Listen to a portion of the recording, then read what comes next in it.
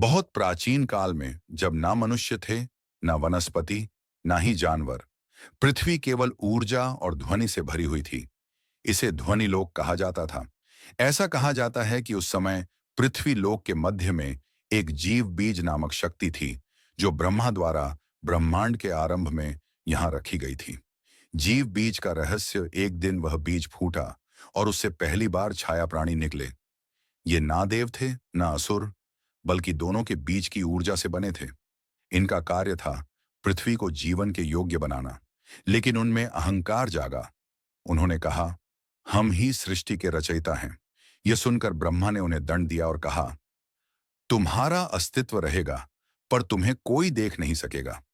तब से कहा जाता है कि पृथ्वी लोक में अब भी छाया प्राणी बसते हैं, जो कभी कभी हवा के कंपन या गूंज की तरह महसूस होते हैं।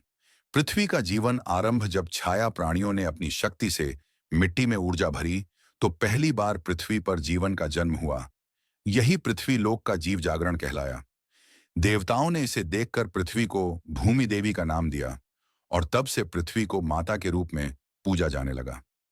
गुप्त कथा का अंत आर्षि अत्रि ने अपने ध्यान में इन छाया प्राणियों को देखा था और कहा था, जब तक मनुष्य पृथ्वी का सम्मान करेगा, ये अदृश्य रक्षक उसकी रक्षा करेंगे।